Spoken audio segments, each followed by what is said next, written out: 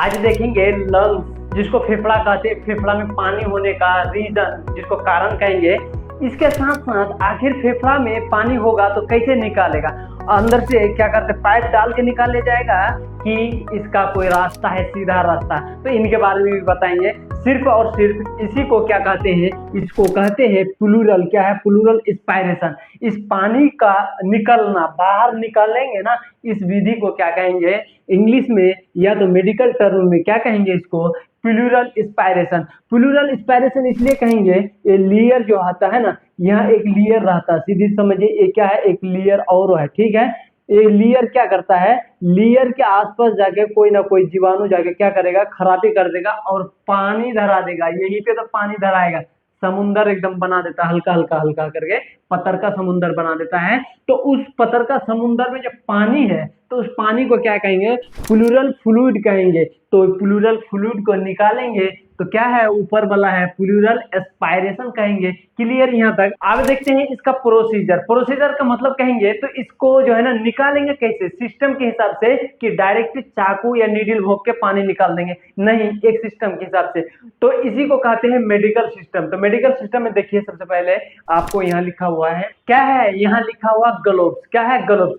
Gloves किसको कहते हैं? जो हाथ में फंसाते हैं ना, उसी को ग्लोव्स। अगर आप लोग को ग्लोव्स नहीं मिलेगा तो कम से कम पॉलिथीन फंसा लीजिएगा। क्या कीजिएगा? हाथ में पॉलिथीन फंसा लीजिएगा, लेकिन विदाउट प्लास्टिक का, विदाउट कोई ग्लोव्स और प्लास्टिक का क्या कीजिएगा, आप उसमें घाव में या तो वैसा काम नहीं कीजिएगा, ताकि आप विदाउट उसका पानी निकालिएगा तो गड़बड़ा जाएगा और इन्फेक्शन हो जाएगा। इसीलिए देखिए ना, कोई घाव को जब कभी क्या करता है, खुरचता है या तो साफ करता है, तो उसका हाथ में ग्लोव्स भी नहीं मिले तो कम से कम पॉलिथीन, क्या है, पॉलिथीन भी कर लीजिएगा।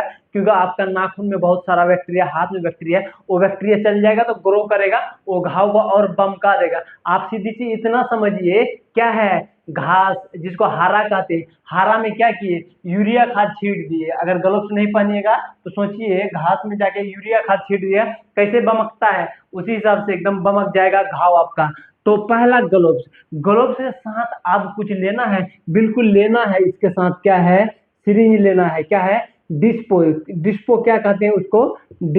Dispo and needle. कैसा, कितना नंबर का चॉइस करना है? नीडल देखिए, प्लस में करके नीडल देखिए, नीडल कितना है, 14 नंबर का। क्या है? 14 नंबर का नीडल है। Needle, needle. क्लियर हो गया है? आप देखते हैं, लेने के बाद क्या करेंगे, डायरेक्ट भोंक देंगे। अब ये नहीं डायरेक्ट भोंकेंगे, आप स्टरलाइज। क्या है? स्टरलाइज एक गॉज पीस।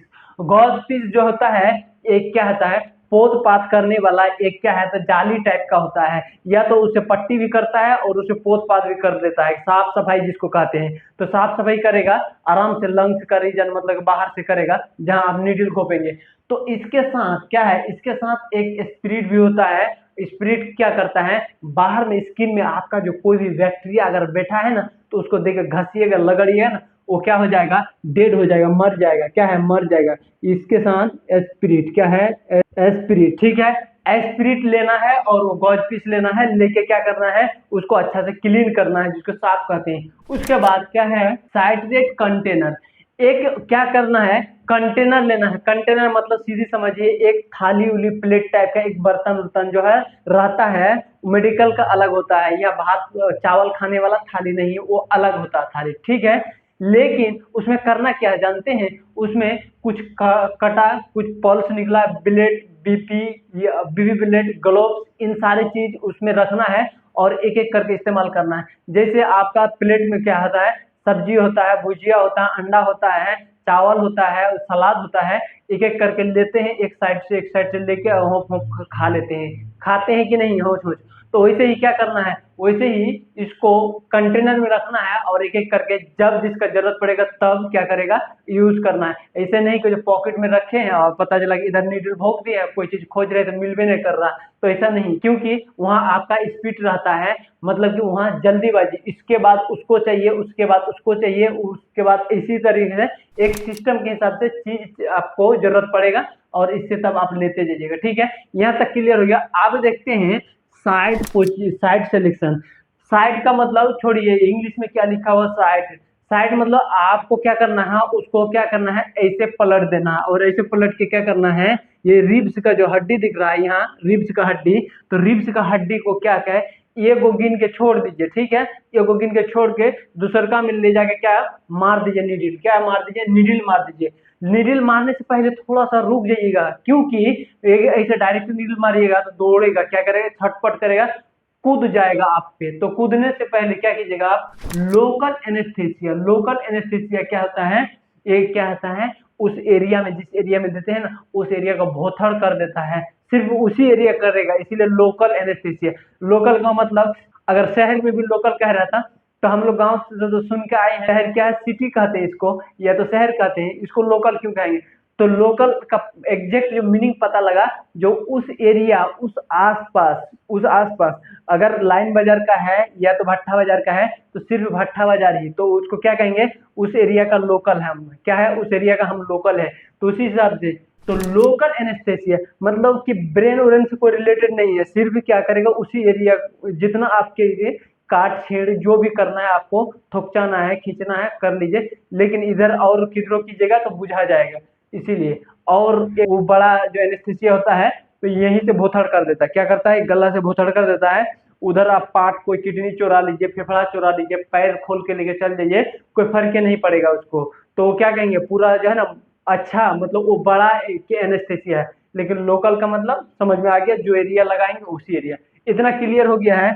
अब देखते हैं कन्फर्मेशन क्या है, कन्फर्मेशन ऑफ प्लूरल क्या है, प्लूरल इफ्यूजन। इंग्लिश बहुत बड़ा है, इंग्लिश छोड़िए, इंग्लिश में मत जाइए, सिर्फ कन्फर्मेशन आप समझिए। जब फ्लूइड निकलते हैं खींच के, आप तो नीडल घोंप दिए, क्या किए, नीडल घोंप दिए, फ्लूइड निकाल रहे हैं, निकाल रहे हैं, निकाल रहे हैं, लेकिन एक समय ऐसा आएगा जो खत्म भी तो होगा, तो खत्म होने से पहले कुछ कुछ मात्रा में, हल्का सा मात्रा में उसको क्या किया जाता है, छोड़ दिया जाता है, ताकि वो जो है ना, फेफड़ा पचकता है तो लसर फसर हल्का हल्का करे। अगर पूरा पूरा एकदम जीरो कर दीजिएगा, खींच लीजिएगा, तो फेफड़ा क्या हो जाएगा, दोनों चिपक जाएगा, क्योंकि पानी था, अचानक उस रीजन से पानी निकला, तो अचानक क्या हो जाएगा, एकदम सिकुड़ जाएगा, दोनों को दोनों आके चिपक जाएगा। देखते हैं ना कभी कभी होंठ क्या होता, मतलब भूख के मारे हो या प्यास के हो वजह से, और कोई चीज की वजह से होंठ पे होंठ चिपक जाता है, क्या हो जाता है, होंठ पे होंठ, मतलब यहाँ पानी उनी नहीं रहता, अभी जैसे लार टपकते रहता, तो इस तरीके से नहीं रहता, पानी सूख जाता है, इसलिए क्या हो जाता है, उस टाइम होंठ में होंठ चिपक जाता, तो वैसे फेफड़ा में फेफड़ा चिपक गया तो चल जाइएगा, फिर आप फिर बहुत दिक्कत हो जाएगा, फिर और ज्यादा सीरियस हो जाइएगा, ठीक है। तो उसमें जो है ना, एक मिनिमम अमाउंट में उसमें छोड़ा जाता है। इतना क्लियर हो गया। अब देखते हैं आप क्या करेंगे, अब देखते हैं स्टॉप क्या है, स्टॉप ऑन ड्राई।